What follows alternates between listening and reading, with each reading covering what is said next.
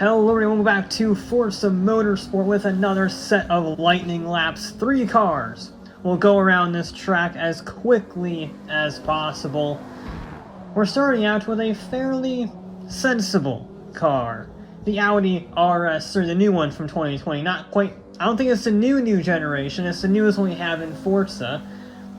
A normal 4-door sedan, if it has, 400 horsepower, 4-wheel drive. This is a normal sports sedan, if there is such a thing. It certainly does not have the active aero, or the huge horsepower, or anything crazy like that. It's just a good, high to mid-budget sports sedan. And I don't really like it, if I'm honest. It just didn't click with my driving style. I tend to be a bit aggressive through the corners, I'm not gonna lie, and this is very much a vehicle you need to finesse through the corners, because it does want to get understeer, and then if you lift off, it gets oversteer. It does not have that stability. It's got a pretty good amount of speed, it got a lot of acceleration for an A-class car. But if you look at the bodywork, it has no grip, at least in terms of downforce generating grip. The mechanical grip, I mean, the tires aren't massive, the suspension isn't super stiff, so it's sort of You see there through that high-speed right, it was a little bit wobbly, very aggressive, 2 wheels on the grass. It just was not as composed as I would have liked, if I'm honest. You would still get a pretty decent time with it, all things considered, but yeah, it didn't mesh with my driving style. And again, A-class, it's not going to be breaking any lap records here, that is for sure. It's not going to be challenging the Mercedes or the Lotus or the Mazda, the Formula Mazda. It's average, but I think sums up the RS4 quite well, RS3 quite well, if I'm honest.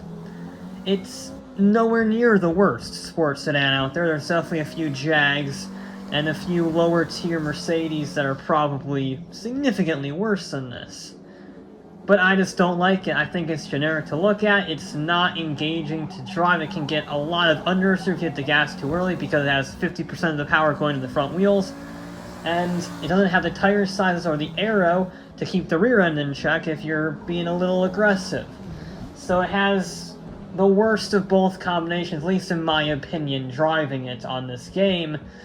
And I don't know, I don't like it. It's gonna set a mediocre time, I think, when all is said and done. I think there's going to be a solid bottom third of the table, because there's going to be a lot of fast cars, but I do want to get some slower cars eventually as we go through here. But as it stands, it has, what, two more corners to go if you count the never-ending right-hand straightaway as a corner, because once you start this one, it just goes all the way to turn 1. That's the corner. There's basically no straightaway. But it is just one last blast down the accelerations and the start-finish-ish straight. And the Audi RS3 is across the line. Not bad, all things considered. Next up is the polar opposite of the Audi. The Shelby GT350R, the track special version of the Shelby GT350, which is already the track version of the Mustang. This is phenomenal. The only thing it has in common with the Audi is that it's blue and it has 4 wheels. It's got a naturally aspirated flat plane crank engine, it's rear wheel drive, it's lightweight, and it is super grippy. It's got lots of aero from that functional rear wing. It's got a diffuser up front. I think it has, what, 3 1.5s on the front? Some crazy number like that. The turn-in is incredible. And it has about 530 horsepower, so it makes 100 horsepower more than the Audi. And that means, with the tire sizes, you can get beautiful power delivery. Yes, you can slide about if you're an idiot, but just don't be an idiot, and look at the speed through that corner. I mean, it's only a few miles an hour down on that corner than the AMG GT Black. That is how grippy this Shelby is. It's honestly an incredible achievement. It doesn't even feel like I'm driving a Mustang. That's how good it is. And of course it does sound fantastic. I mean, it sounds a lot better in real life, but Forza gotta be Forza. I love how this rides. Going from the Audi to this is night and day. It is so composed through the corners. The brakes are phenomenal. And you roll onto the throttle just to maintain a little bit of traction, but you don't really need to. You only need to roll on for the first few seconds out of corners like this in second gear, because it does have quite a lot of power, but you need to get high in the rev range. You need to keep it high in the rev range because of that flat-plane crank naturally aspirated engine.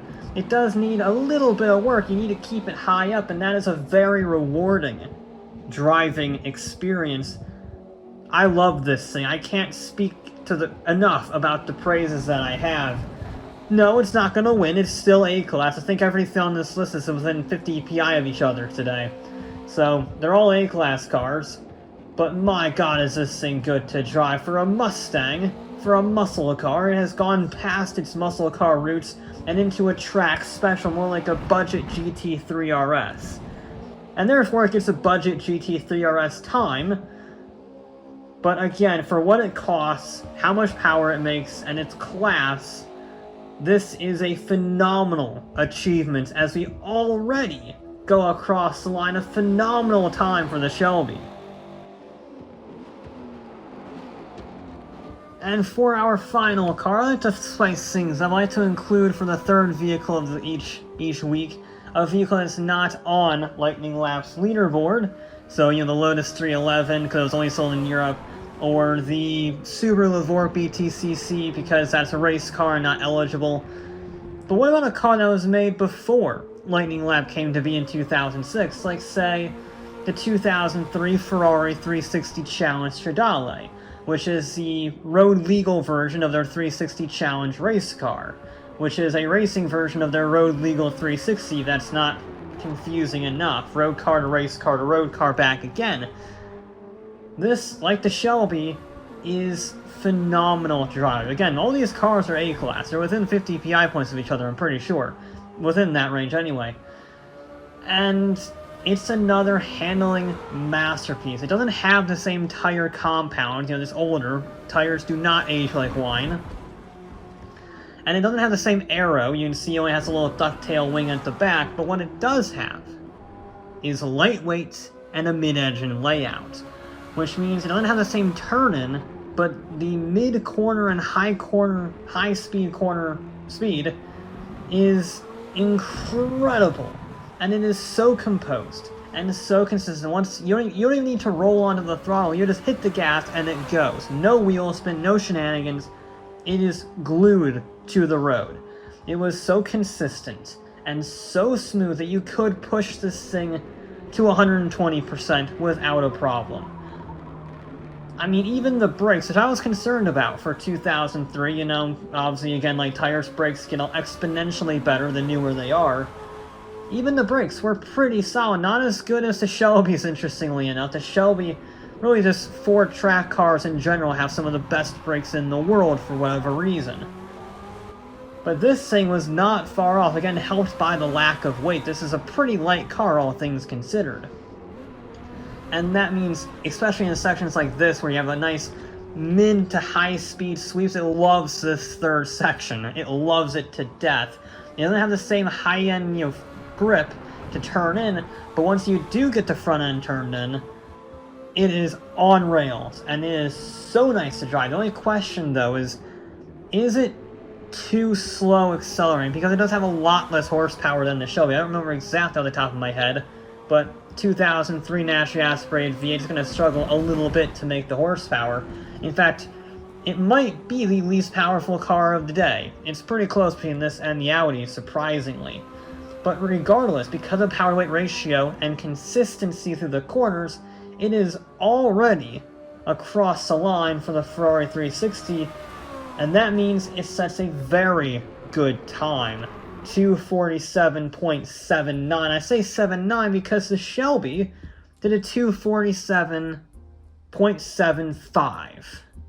They were within 0.04 of a second of each other, 7th and 8th respectively. Phenomenal times, faster than the Jag XKR's GT, faster than the GT, faster than the 911, the GT3 from 2007, nearly as fast as the BTC, as a British touring car with soft compound tires. Very good showing from a muscle car and a early 2000s supercar.